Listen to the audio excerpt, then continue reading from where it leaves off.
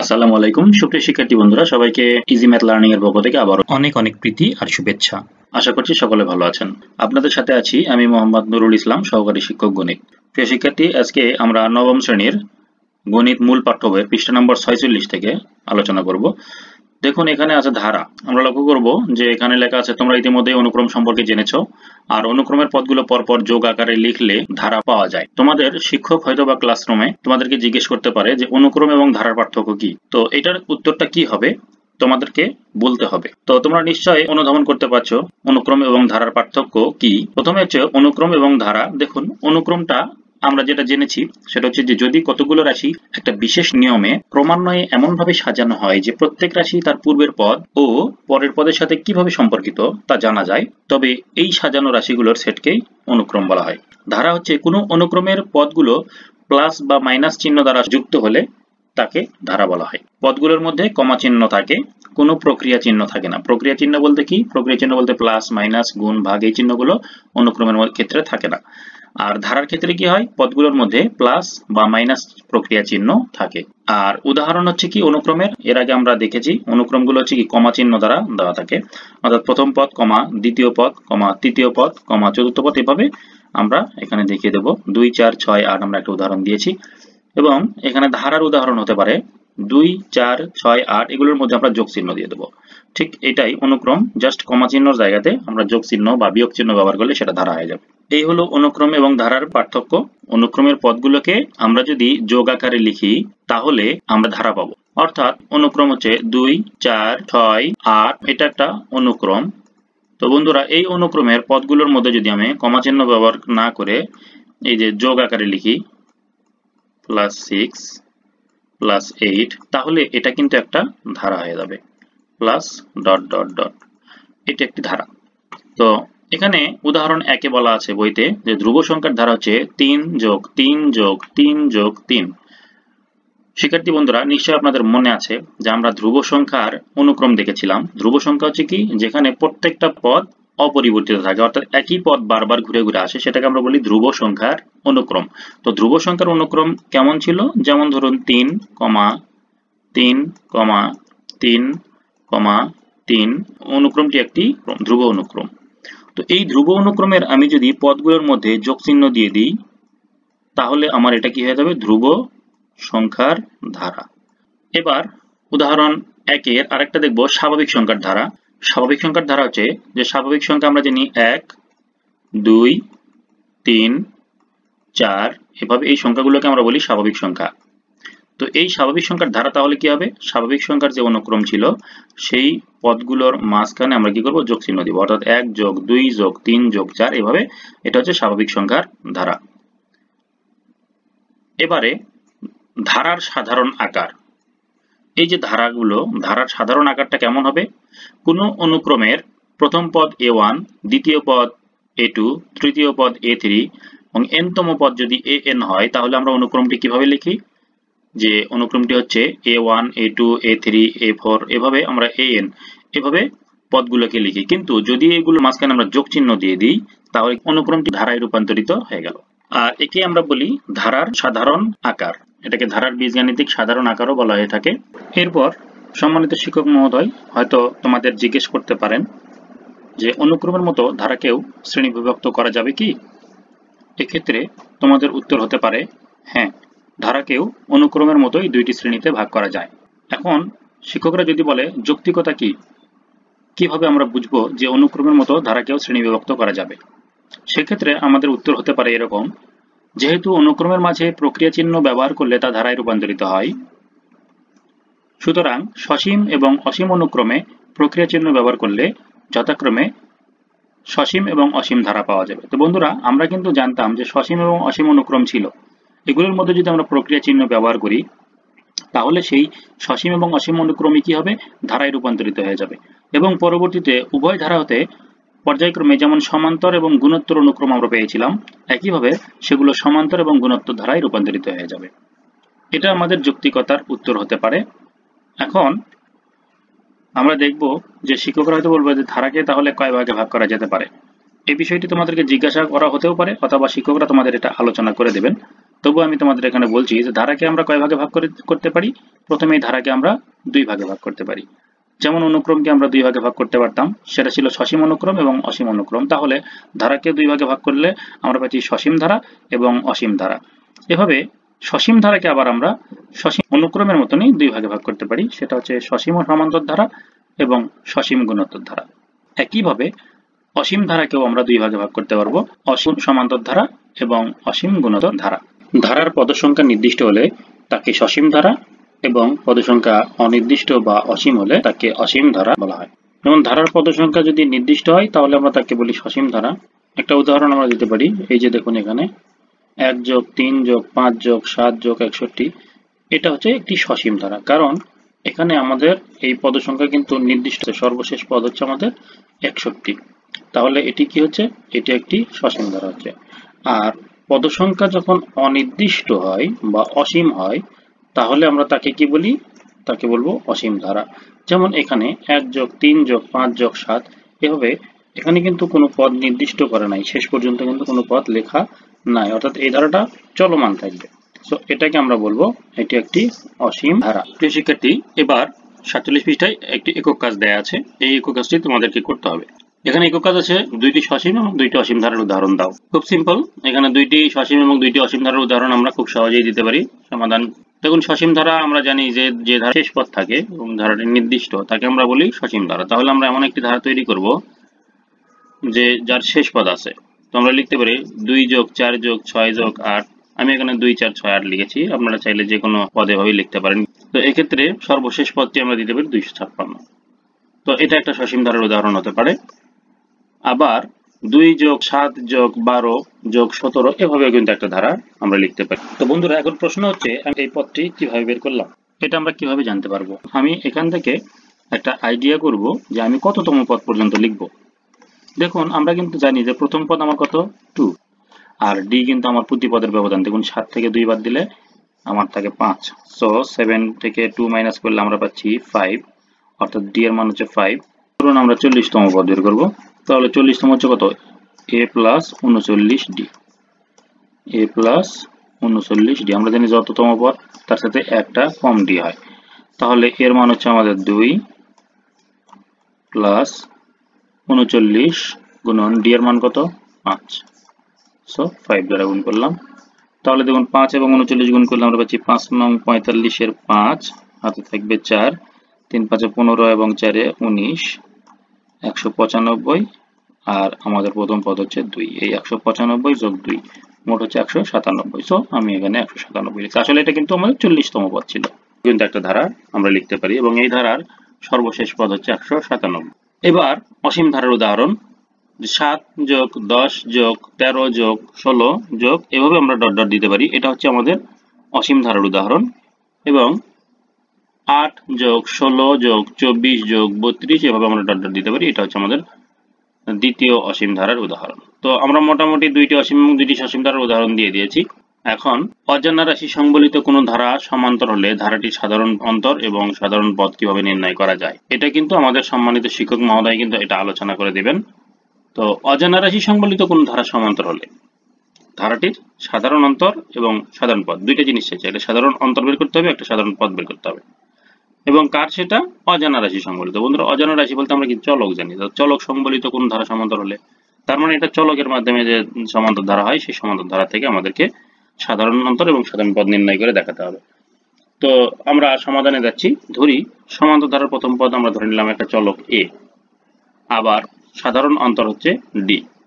তাহলে আমাদের এই ধারাটি কেমন হবে, আমাকে ধারাটা তৈরি করতে হবে। এখন প্রথম পদ আমাদের এ, আমরা কিন্তু প্রথম পদে লিখলাম, যোগ, এবার দ্বিতীয় পদ কত হবে, দ্বিতীয় পদটা হচ্ছে আমাদের প্রথম পদের সাথে সাধারণ অন্তর যোগ হবে, অর্থাৎ দ্বিতীয় পদ হবে আমাদের, দেখুন সাধারণ অন্তর যেহেতু আমরা ডি ধরে নিয়েছি, তাহলে এই এর সঙ্গে আমরা কি করব, এই ডি কে যোগ করে দেব, তাহলে এ যোগ ডি, এটা কিন্তু আমাদের দ্বিতীয় পদ। প্রথম পদ যোগ সাধারণ অন্তর, তাহলে দ্বিতীয় পদ পেলাম। এবার যোগ চিহ্ন দিব, কারণ ধারা আমরা কিন্তু ধারা করতেছি। এখন যোগ চিহ্ন তারপর আমরা এর পরের পদ উল্লেখ করব। তো বন্ধুরা, এই এ প্লাস ডি হচ্ছে দ্বিতীয় পদ, তাহলে তৃতীয় পদ পেতে হলে আমাকে এই এ প্লাস ডি অর্থাৎ দ্বিতীয় পদের সাথে আবারও কিন্তু সাধারণ অন্তর যোগ করতে হবে। তাহলে আমরা কি করব, এখানে সাধারণ অন্তর ডি যোগ করব। অর্থাৎ আমাদের আগের পদ ছিল a প্লাস ডি, তার সাথে আমরা আবারও প্লাস ডি করলাম, মানে আবারও সাধারণ অন্তর যোগ করলাম, তাহলে আমাদের হবে a প্লাস 2d। এভাবে যখন আমরা চতুর্থ পদ চাবো তাহলে আমাকে এই তৃতীয় পদের সাথে আবারও ডি যোগ করতে হবে, অর্থাৎ সাধারণ অন্তরকে যোগ করতে হবে। সো এখন আমরা কি পাবো, a প্লাস 2ডির সাথে আরেকটা ডি, তার মানে a প্লাস 3d। অর্থাৎ আমাদের এই সমান্তর ধারার প্রথম পদ হচ্ছে a, তারপরে দ্বিতীয় পদ হচ্ছে a প্লাস ডি, তৃতীয় পদ হচ্ছে a প্লাস 2d, চতুর্থ পদ হচ্ছে a প্লাস 3d। এভাবে আমাদের এই পদটি চলতে থাকবে। তো বন্ধুরা, এক্ষেত্রে এখন এই সমান্তর ধারা দ্বিতীয় পদ থেকে প্রথম পদ বিয়োগ করি, তাহলে কি হবে, দ্বিতীয় পদ বিয়োগ প্রথম পদ সমান সমান, দেখুন দ্বিতীয় পদ হচ্ছে a plus D minus a, তাহলে এখানে এ ভ্যানিশ হয়ে যাবে, থাকবে শুধু ডি, এর সঙ্গে এ ভ্যানিশ হয়ে গেল। এভাবে তৃতীয় পদ বিয়োগ দ্বিতীয় পদ সমান সমান, দেখুন তৃতীয় পদ হচ্ছে আমাদের a প্লাস 2d আর দ্বিতীয় পদ হচ্ছে a প্লাস ডি। আমরা যদি মাইনাস করি তাহলে এখন এই যে মাইনাসটার কারণে এখন এটা প্লাস হয়ে যাবে, অর্থাৎ প্লাস মাইনাসে মাইনাস। এখন দেখুন এখানে এর সাথে a ভ্যানিশ হয়ে যাবে, থাকবে 2d minus D, that is বিয়োগ করলে আমরা পাবো শুধু ডি। তাহলে প্রত্যেকটা পদের ব্যবধান কিন্তু আবার ডি পাচ্ছি, যেহেতু আমরা ডি যোগ করেছিলাম আমরা একটু উল্টা দিকে করে দেখলাম। এভাবে চতুর্থ পদ থেকে তৃতীয় পদ বিয়োগ করলে আমরা মান পাবো ডি। তো আমরা এখান থেকে এটা বুঝতে পারলাম যে সমান্তর ধারার কোনো পদ থেকে তার পূর্বের পদ যদি আমরা বিয়োগ করি তাহলে ধারাটির সাধারণ অন্তর পাওয়া যাবে। যদি চতুর্থ পদ থেকে বিয়োগ করি তাহলে আমাকে তৃতীয় পদ বিয়োগ করতে হবে। যদি আমরা 15তম পদ থেকে বের করতে চাই তাহলে 15 পদ থেকে 14তম পদ বিয়োগ করতে হবে, এমনটা। এখন প্রথম পদ মানে আমরা কি পেলাম, আমরা সাধারণ পদ বের করার চেষ্টা করছি। এখন প্রথম পদ ছিল আমাদের a, দ্যাট ইজ a। দ্বিতীয় পদ ছিল আমাদের a প্লাস ডি, এই যে দেখুন a প্লাস ডি ছিল, আমরা এই a প্লাস ডিটা বেছে নিলাম। এখন এই a প্লাস ডি কে আমরা অন্যভাবে লেখার চেষ্টা করব। এখানে ডি কয়টা আছে, একটা ডি, তাহলে a প্লাস 1d লিখলাম। এরপরে তৃতীয় পদ আছে a প্লাস 2d। তো বন্ধুরা লক্ষ্য করি প্রত্যেকটা পদের মধ্যে কিন্তু a আছে, প্রথম পদটা কিন্তু ফিক্সড, আর পরের পদগুলো কিন্তু ডি পরিবর্তন হচ্ছে। চতুর্থ পদ হচ্ছে a প্লাস 3d। তাহলে এভাবে আমরা লক্ষ্য করি দ্বিতীয় পদ হচ্ছে 1d, তৃতীয় পদ হচ্ছে 2d, চতুর্থ পদ হচ্ছে 3d, এভাবে কিন্তু আমাদের পদগুলো আসছে। তাহলে আমাদের প্রথম পদে কি হতে পারে, কয়টা ডি আছে, এখানে 0টা ডি আছে, সো আমরা এখানে 0d লিখলাম। এখন এইভাবে যদি আমরা n-তম পদ লিখি তাহলে n-তম পদের ক্ষেত্রে কি হবে, n-তম পদের ক্ষেত্রে আমরা লিখব a প্লাস কত nd, না n মাইনাস 1 ইন্টু ডি। কারণ আমরা দেখতে পাচ্ছি যততম পদ তার সাথে এক কম ডি হচ্ছে। 1 নম্বর পদ হলে 0 হয়, 2 নম্বর পদ হলে 1 হয়, 3 নম্বর পদ হলে 2 হয়, 4 নম্বর পদ হলে আমাদের 3 হয়, এবং n নম্বর পদ হলে n মাইনাস 1 হয়। তো এটা কিন্তু আমাদের n-তম পদ, বা এটাই হচ্ছে আমাদের সাধারণ পদ। তো বন্ধুরা, অজানা রাশি সংবলিত কোনো ধারা যদি সমান্তর হয় তাহলে সেই ধারার সাধারণ অন্তর হচ্ছে ডি, যেটা হচ্ছে যে কোনো পদ থেকে তার পূর্ববর্তী পদ বিয়োগ করলে আমরা পেতে পারি। আর তার সাধারণ পদ হচ্ছে a plus n minus 1 into D. সাধারণ পদ an equals to a plus n minus 1 into D. এখানে n এর মান 1, 2, 3 বসিয়ে যে কোনো পদ নির্ণয় করা যায়। শিক্ষার্থী বন্ধুরা, অনুক্রমের মতো ধারার ক্ষেত্রেও পরপর দুইটি পদের মধ্যে সম্পর্কের উপর নির্ভর করে দুই ধরনের ধারা পাওয়া যায়। যেমন 1+3+5+7, এভাবে এটা একটি ধারা। এই ধারার ক্ষেত্রে আমরা দেখতে পাচ্ছি যে পরপর দুইটি পদের মধ্যে যে সম্পর্ক আছে সেই সম্পর্কটা কেমন, যেখানে 3 এবং 1 যদি আমরা বিয়োগ করি তাহলে কত পাওয়া যাবে, 2। তেমনি 5 থেকে 3 বিয়োগ করলে আমরা পাবো 2, এবং 7 থেকে 5 বিয়োগ করলেও আমরা পাবো 2। সো এখানে পরপর দুইটি পদের পার্থক্য সমান। আবার দ্বিতীয়টির ক্ষেত্রে আমরা দেখতে পাচ্ছি প্রথম পদটি আছে 2, পরের পদ হচ্ছে 4, তারপরে 8, তারপরে 16। অর্থাৎ এক্ষেত্রে আমরা যদি বিয়োগ করি তাহলে কিন্তু কখনোই সমান হবে না। 4কে যদি 2 দ্বারা ভাগ করি তাহলে কিন্তু আমাদের ভাগফল 2 আসবে, এবং এক্ষেত্রে যদি আমরা তৃতীয় পদকে দ্বিতীয় পদ দ্বারা ভাগ করি, অর্থাৎ 8কে 4 দ্বারা ভাগ করি, তাহলে কিন্তু আমাদের ফলাফল এখানে আমরা আবারও 2 পাবো। অর্থাৎ প্রত্যেক পদকে পূর্ববর্তী পদ দ্বারা ভাগ করতেছি, সেক্ষেত্রে আমাদের মানগুলো আসতেছে 2। সো বন্ধুরা, প্রত্যেক পদকে আমরা যদি পূর্ববর্তী পদ দ্বারা ভাগ করি তাহলে সেক্ষেত্রে আমাদের সেই ভাগফলের মানটা আসে 2। এক্ষেত্রে পরপর দুইটি পদের অনুপাত সমান। তাহলে প্রথমটির ক্ষেত্রে আমরা পাচ্ছি পরপর দুইটি পদের পার্থক্য সমান, আর দ্বিতীয়টির ক্ষেত্রে পাচ্ছি পরপর দুইটি পদের অনুপাত সমান। তাই আমরা এই ক্ষেত্রে বলতে পারি যে এদের প্রথমটি হচ্ছে সমান্তর ধারা এবং পরেরটি হচ্ছে গুণোত্তর ধারা। প্রিয় শিক্ষার্থী বন্ধুরা, এখন পৃষ্ঠা নাম্বার 47-এ কিছু একক কাজ দেওয়া আছে। এই একক কাজগুলোর সমাধান আমরা দেখব। দেখুন, প্রথমে ক নাম্বার আছে, নিচের সমান্তর ধারার সাধারণ পদ অন্যভাবে বলা যায় যে n-তম পদ, অর্থাৎ যেটাই n-তম পদ সেটাই কিন্তু আমাদের সাধারণ পদ। তো আমাদের প্রথমে 1 নম্বরে যে ধারা দেওয়া আছে সেটা থেকে আমরা n-তম পদ বের করব এবং 2 নম্বরটাতেও দেওয়া আছে সেটা আমরা করব। প্রথমেই আমরা 1 নম্বরটার সমাধান একটু দেখি। 1 নম্বরে আমাদের যে ধারাটা দেওয়া আছে তা হচ্ছে 6 + 13 + 20 + ... অর্থাৎ এটা আমাদের ধারা। তো এক্ষেত্রে আমরা দেখতে পাচ্ছি যে আমাদের প্রথম পদ a সমান কত, এটা হচ্ছে প্রথম পদ, এটাকে আমরা a দ্বারা প্রকাশ করব। সো a সমান 6 এবং সাধারণ অন্তর তাহলে কত, যেহেতু ধারাটা সমান্তর ধারা। তো বন্ধুরা, সমান্তর ধারা হলে কি হয়, পরপর দুটি পদের পার্থক্য সমান হয়। তাহলে এখানে আমরা দ্বিতীয় পদ বিয়োগ প্রথম পদ করতে পারি। তো দ্বিতীয় পদ বিয়োগ প্রথম পদ হচ্ছে, দ্বিতীয় পদ ছিল আমাদের 13 এবং প্রথম পদ হচ্ছে 6। সো এই 13 থেকে 6 বাদ দিলে আমরা কত পাচ্ছি, 7। অর্থাৎ সাধারণ অন্তর d সমান 7। অতএব n-তম পদ সমান a + n-1 * d। আমরা জানি সমান্তর ধারার ক্ষেত্রে n-তম পদের সূত্রটি হচ্ছে a + n-1 * d। বন্ধুরা, এখন দেখুন এখানে a এর জায়গাতে আমাদের এর মানটা আমরা ইনপুট করব, মানে বসিয়ে দেব। এখন d এর জায়গাতে আমরা d এর মানটা বসিয়ে দেব। তাহলে কি পাবো, আমরা দেখতে পাচ্ছি যে এখানে a + n-1 * d। তাহলে এর জায়গাতে আমরা এই যে 6টা বসিয়ে দিই এবং d এর জায়গাতে আমরা কত, এই 7টা বসিয়ে দিই। এখন আমরা দেখতে পাচ্ছি 6 + n-1 * 7। এখন এখানে দেখতে পাচ্ছি আমরা গুণের কাজ আছে, অর্থাৎ 7 দ্বারা n কে গুণ করতে হবে, 7 দ্বারা 1 কে গুণ করতে হবে। আমরা গুণ করে দিই, 6 + 7 এবং n কে গুণ করলে 7n - 7 এবং 1 গুণ করলে 7। এবারে আমরা পাচ্ছি এখানে 7n এবং দেখুন এখানে সংখ্যা আছে দুইটা, একটা হচ্ছে 6 এবং একটা হচ্ছে -7। তাহলে 6 এবং -7 এর মধ্যে আমরা যদি যোগ বিয়োগ করি তাহলে এখানে হবে প্লাস মাইনাসে মাইনাস, অর্থাৎ কাজটা হবে বিয়োগ। এই যে দেখুন আছে +6 - 7, এরকম হলে কি হয়, প্লাস মাইনাসে মাইনাস বিয়োগ করতে হয়। তো আমরা বিয়োগ করবো কত, 7 থেকে 6 বিয়োগ করবো, বিয়োগফল হবে 1। এখন আমরা চিহ্নটা কোনটা দেবো, আমরা বড় সংখ্যার সামনে যে চিহ্ন আছে সেই চিহ্নটা ফলাফলে ব্যবহার করব। তো এটা ফলাফল। তো বন্ধুরা দেখতে পাচ্ছি 6 এবং 7-এর মধ্যে 7 বড় এবং তার সামনে কি চিহ্ন আছে, মাইনাস। সো আমরা এখানে মাইনাস, তার মানে আমাদের ফলাফল হচ্ছে -1। সো এখানে আমরা 7n তো লিখবই এবং -1 লিখব। এটা হচ্ছে আমাদের n-তম পদ। এটাই ক নম্বরের 1 নম্বর প্রশ্নের সমাধান। এবারে আমরা 2 নম্বর প্রশ্নের সমাধান দেখব। একই নিয়ম, দেখুন এখানে দেওয়া আছে প্রথম পদ a সমান 2 এবং সাধারণ অন্তর তাহলে কত, দ্বিতীয় পদ হচ্ছে -5 এবং প্রথম পদ হচ্ছে আমাদের 2। তাহলে দ্বিতীয় পদের জায়গাতে আমরা দেখুন -5 লিখব এবং প্রথম পদের জায়গাতে আমরা লিখব 2। বন্ধুরা লক্ষ্য রাখবেন এখানে -5টা কিন্তু আমাদের দ্বিতীয় পদ আর এই 2 হচ্ছে আমাদের প্রথম পদ।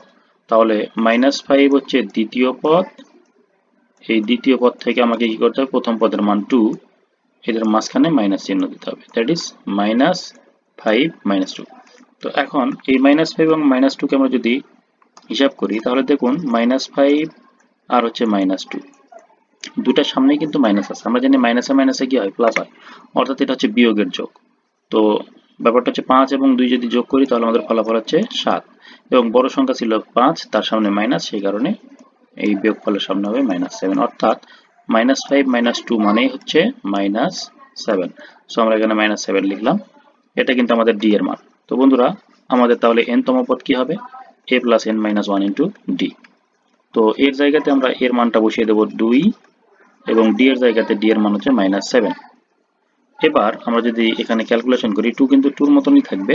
এই যে দেখুন -7টা প্রথমে কি হবে, এখানে এই n এর সাথে গুণ হবে, তাহলে আমরা কি পাবো, মাইনাস প্লাস মাইনাসে -7n।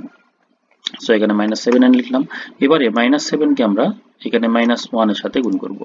তাহলে দেখুন চিহ্নের সাথে চিহ্ন গুণ হবে, মাইনাসে মাইনাসে প্লাস এবং 7 7। সো এখানে আমরা এটা লিখলাম। এবারে দেখুন আমরা -7n কিন্তু আগে পেয়েছি, তো -7n কে আমরা আগে লিখব আর এখানে +2 + 7, তাহলে কি হবে, 7 এবং 2 যোগ করলে 9। সো আমরা লিখব +9। এটাই কিন্তু আমাদের এই ক এর 2 নম্বর প্রশ্নের সমাধান। তো এটা আমরা অ্যান্সার লিখে দিলাম। এখন খ নাম্বার বলা হয়েছে নিচের সমান্তর ধারার ফাঁকা পথগুলো নির্ণয় করো। বন্ধুরা একই রকম এখানে সমান্তর ধারাগুলো উল্লেখ করা আছে এবং ফাঁকা পথগুলো আমাকে নির্ণয় করতে বলা হয়েছে। এখানে ফাঁকা পথ কোনটা কোনটা আমরা দেখতে পাচ্ছি যে এখানে ফাঁকা পথগুলো আছে হচ্ছে এই যে একটা ফাঁকা পথ, এইটা কত এটা বের করতে হবে, এইটা একটা ফাঁকা পথ এইটা বের করব এবং এইটা ফাঁকা পথ এটা বের করব এবং তাদের মাঝখানে কিন্তু মাইনাস চিহ্নগুলো দেওয়া আছে। তো বন্ধুরা প্রথমে আমরা সমাধান লিখে প্রথম পদ লিখব। প্রথম পদ কত আমাদের, এখানে প্রথম পদটা হচ্ছে আমাদের শুধু +8। সো আমরা লিখব দেওয়া আছে প্রথম পদ a = 8। এবার সাধারণ অন্তর d = দেখুন এই যে দ্বিতীয় পদটা কত আমাদের -8, এটা কিন্তু আমাদের দ্বিতীয় পদ। সো দ্বিতীয় পদ -8 এবং প্রথম পদটা হচ্ছে আমাদের শুধু 8। সো এখানে আমরা প্রথম পদে 8 লিখলাম। এখন দেখুন -8 এবং -8, সো এটা হচ্ছে মাইনাসের যোগ বা মানে বিয়োগের যোগ। তাহলে -8 এবং -8 হচ্ছে -16। সো এটা হচ্ছে আমাদের d এর মান। এর মান তো আমরা পেয়েই গেছি। এখন আমরা কি করব, এখান থেকে ফাঁকা পথ বের করব। ফাঁকা পথ বলতে এটা কয় নাম্বার পথ, এটা হচ্ছে 1 2 3 4 4 নাম্বার পথ। কিন্তু এখানে আমাদের সাধারণ পথ কত, সাধারণ পথ জানতে পারলে আমরা জানি n তম পদ বের করতে পারলে সেখান থেকে আমরা যততম পদ প্রয়োজন হবে সেই পদটাই বের করতে পারবো। তাহলে আমাকে প্রথমে আগে n তম পদ বের করতে হবে। সো আমরা লিখবো যে n তম পদ সমান সমান a plus n minus 1 into d। তো বন্ধুরা এখানে আমরা a এবং d এর মান যদি বসিয়ে দিই তাহলে আমরা কি করব, আমরা এখান থেকে n তম পদের মান পেয়ে যাব।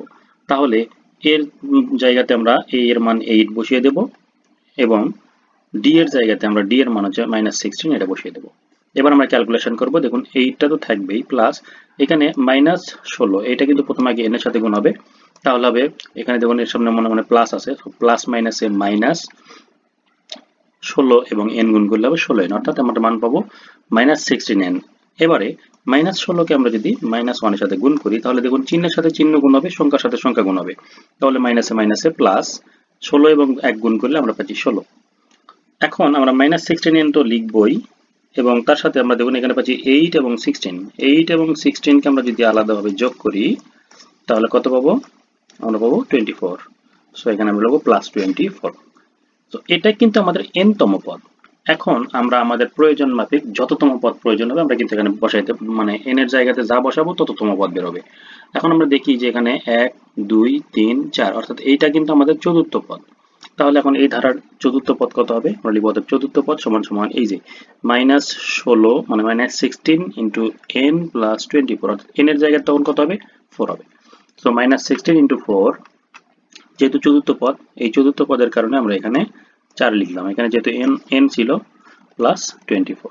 তো বন্ধুরা এখন দেখুন 16 এবং 4 গুণ করলে আমরা কত পাচ্ছি, -4 16 64 -64। এখানে আমাদের অনেক শিক্ষার্থী বন্ধু ভুলক্রমে 4 এবং 24 যোগ করে থাকে।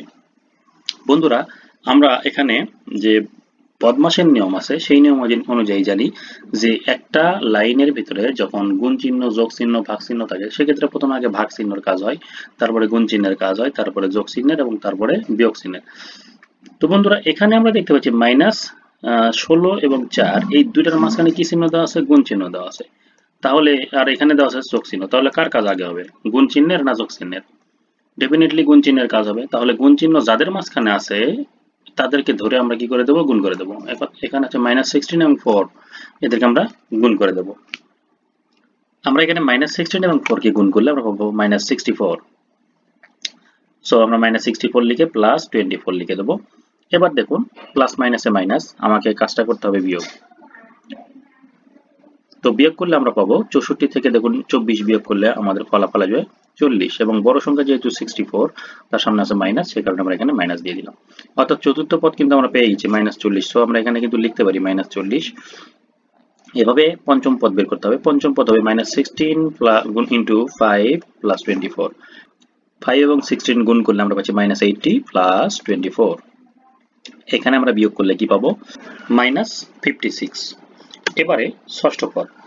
ষষ্ঠ পদ হচ্ছে আমরা একইভাবে লিখব -16 ইন্টু 6 প্লাস 24, কারণ এখানে দেখুন -16 এর সাথে n ছিল, n মানে যততম পদ তত, অর্থাৎ ষষ্ঠ পদ মানে 6। এখন 6 এবং 16 কে আমরা যদি গুণ করি তাহলে আমরা পাবো -96 প্লাস 24। এখন এখান থেকে আমরা প্লাস মাইনাস যদি করি তাহলে আমরা পাবো -72।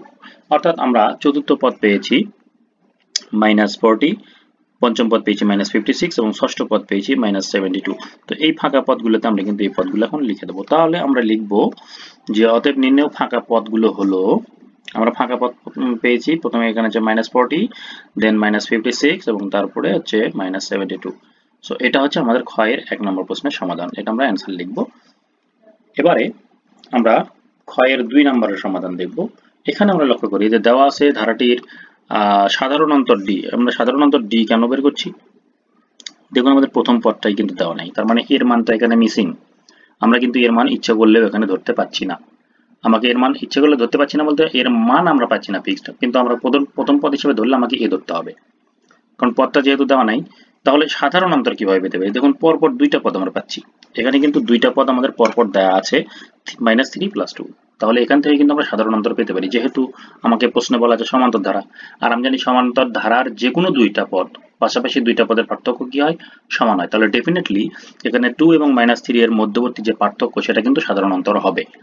তাহলে সাধারণ অন্তর ডি এর মান এখান থেকে আমরা বের করতে পারবো, কিন্তু এর মান জানা নাই। যাই হোক, সাধারণ অন্তর ডি এর মান জানতে পারলে এখানে আমরা আরেকটা পদ দেখতে পাচ্ছি। এটা কত নাম্বার পদ? আমরা এখানে দেখবো খালি ঘর, এটা হচ্ছে 1 নাম্বার পদ, এটা 2, এটা 3, এটা 4, এটা 5, তাহলে এটা 6 নাম্বার পদ। তাহলে আমাকে ষষ্ঠ পদও দেওয়া আছে। তো বন্ধুরা আগে প্রথমে আমরা কি করবো? সাধারণ অন্তর বের করবো। সাধারণ অন্তর হচ্ছে তৃতীয় পদ মাইনাস দ্বিতীয় পদ। যেহেতু তৃতীয় পদ কেন বেছে নিলাম? কারণ আমাকে তৃতীয় পদ এবং দ্বিতীয় পদটা দেওয়া আছে, ওই দুটাকে ব্যবহার করে আমরা সাধারণ অন্তর বের করছি। তাহলে তৃতীয় পদের মান হচ্ছে আমাদের 2 অর্থাৎ 2, এবং দ্বিতীয় পদের মান কিন্তু আমাদের -3। এই যে দ্বিতীয় পদের মানটা হচ্ছে আমাদের -3 আর তৃতীয় পদ হচ্ছে 2। তাহলে আমরা 2 থেকে কি করব? -3 কে মাইনাস করব। সো 2 - -3, অর্থাৎ দ্বিতীয় পদ আমাদের কিন্তু -3, এই মাইনাসটা কিন্তু তার সামনে যে মাইনাস আছে। সো এখানে 2 - -3 মানে মাইনাসে মাইনাসে প্লাস হবে, দ্যাট ইজ 2 - -3। তার মানে কত হচ্ছে? মাইনাসে মাইনাসে প্লাস। সো এখানে হচ্ছে 2 + 3। 2 + 3 মানে কত? 5। সো আমরা এখানে 5 লিখলাম। এখন ষষ্ঠ পদ কত দেয়া আছে? +17। তাহলে ষষ্ঠ পদের সূত্রটা কি হবে? আমরা কিন্তু যে কোনো পদের অর্থাৎ n তম পদের সূত্র জানি a + n - 1 * d। তাহলে বন্ধুরা ষষ্ঠ পদ কি হবে? a + 6 - 1 * d। সো আমরা লিখবো a + 6 - 1 * d। এই ষষ্ঠ পদের পরিবর্তে আমরা তার সূত্রটা লিখলাম a + 6 - 1 * d = 17। এখন দেখুন a + 6 - 1 মানে কত? 6 থেকে 1 মাইনাস করলে আমরা পাচ্ছি 5। এখন আমরা কি করব? এখানে a এবং d এর মানগুলো বসিয়ে দেবো। দেখুন a এবং d এর মানে কি? এখানে a এর মান কিন্তু আমরা জানি না, কিন্তু d এর মানটা কিন্তু জানি। সো d এর জায়গাতে এখানে d এর মানটা আমরা বসাবো। দেখুন, বা a + 6 - 1 তো ছিলই, এখানে আমরা d এর জায়গাতে 5 বসাবো, গুণন 5 = 17। এখন আমরা এখানে ক্যালকুলেশন করব। দেখুন এখানে a তো আছেই, প্লাস 6 - 1 মানে হচ্ছে 5, গুণন 5 = 17। এখন এখানে আমরা পাবো a + 5 5 গুণ করলে হবে 25। সো আমরা এখানে 25 লিখব এবং =17। এবার আমরা +25 কে ডান পাশে যদি ট্রান্সফার করে দিই, তাহলে +25 যে হবে -25। এখন 17 থেকে আমরা যদি 25 কে মাইনাস করি, তাহলে মানটা হবে -8। অর্থাৎ আমরা কিন্তু এর মান পেয়ে গেলাম। এ মানেই কিন্তু আমাদের প্রথম পদ, অর্থাৎ প্রথম পদ এর মান হচ্ছে -8।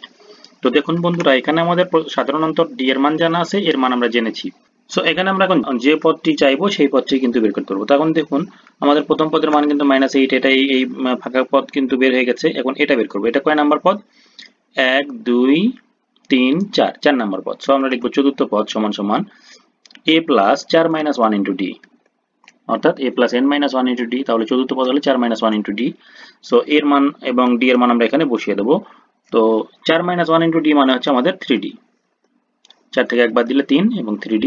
সো a প্লাস এর মান হচ্ছে -8 এবং +3 এবং d এর মান হচ্ছে আমাদের কত? 5। সো আমরা এখানে 5টা ইনপুট করব।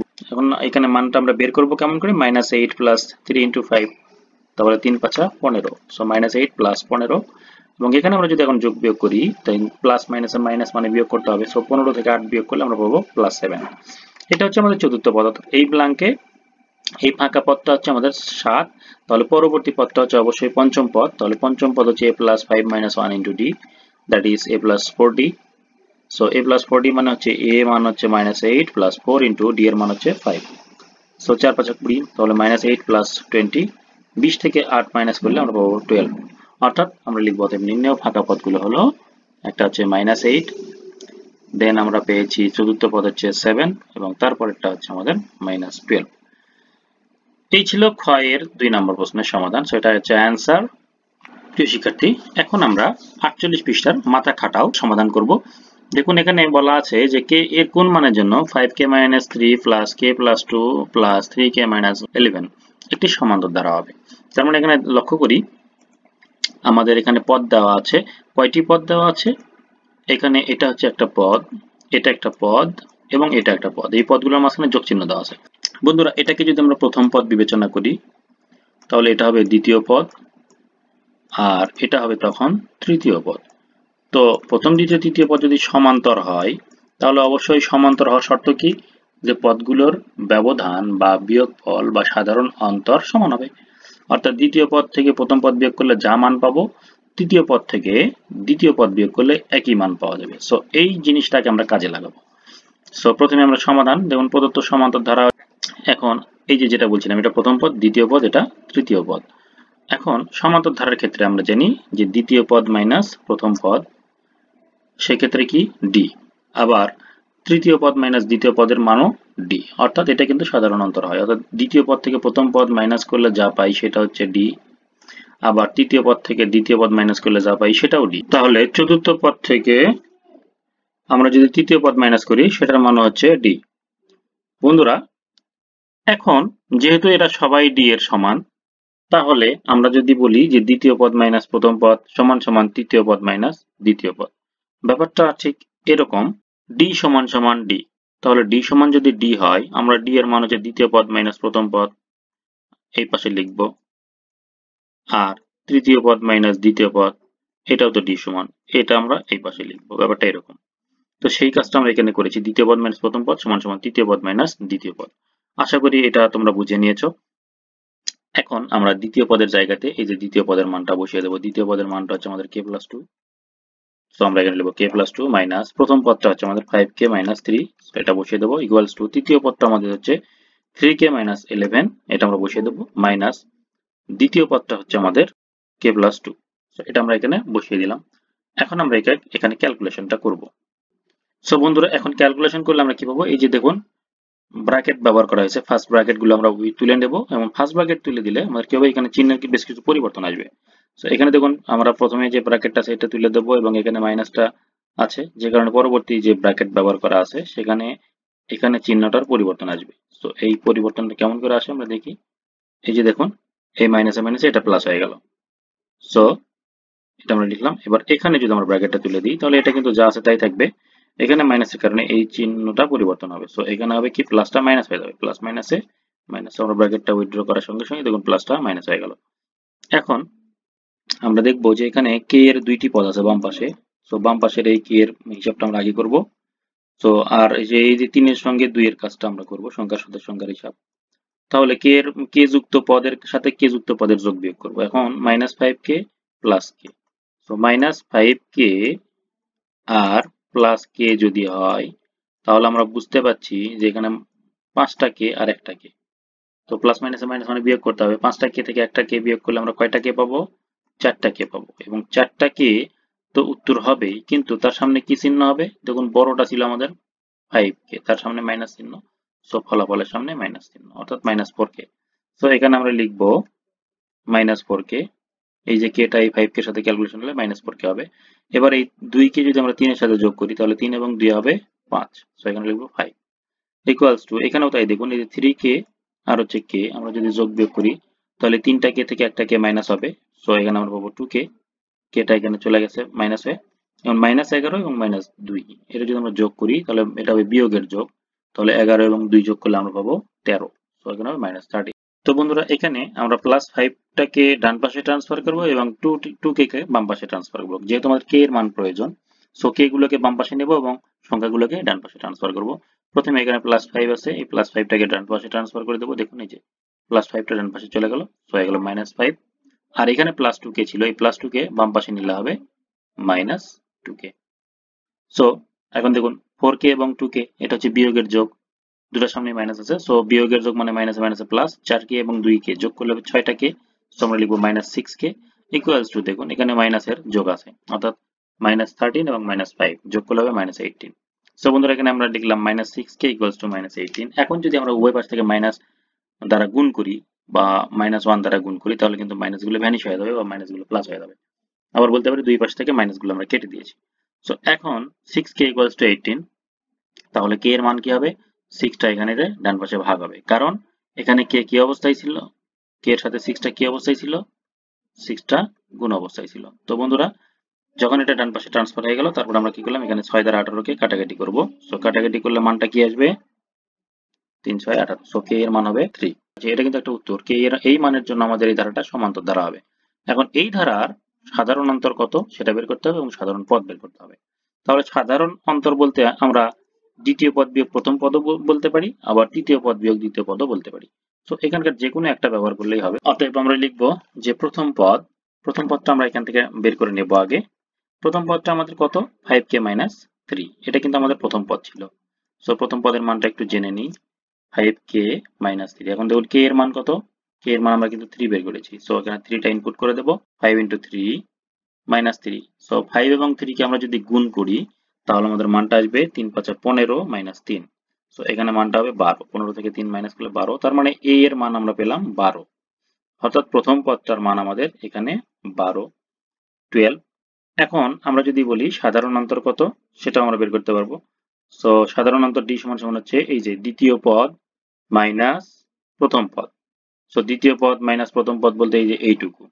সো এটা আমরা লিখবো k + 2 - 5k - 3। তো এখানে ব্র্যাকেটটা উইথড্র করলে মাইনাসটা কি হয়ে যাবে? প্লাস হয়ে যাবে। তো এখন যদি আমরা k এর যোগ বিয়োগ করি তাহলে কিন্তু এখানকার মতোই ক্যালকুলেশনটা আসবে। k 5k এবং 4k বিয়োগ করলে আমরা পাবো -4k এবং 3 এবং 2 তে হবে +5।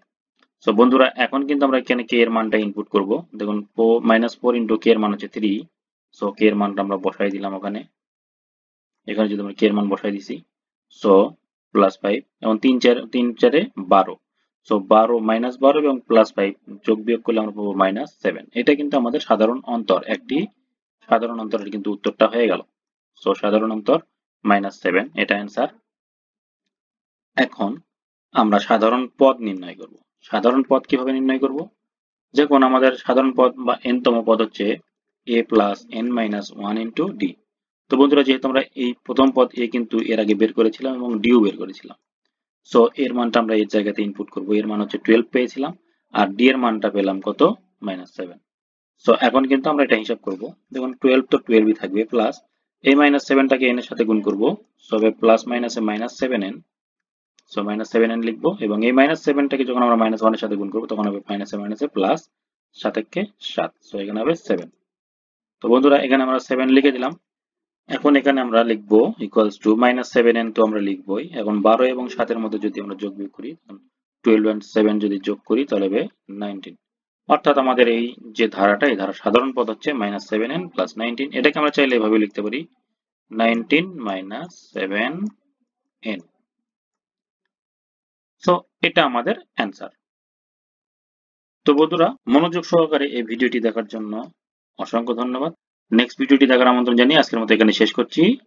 সবাইকে ধন্যবাদ, অনেক অনেক ধন্যবাদ। আসসালামু আলাইকুম।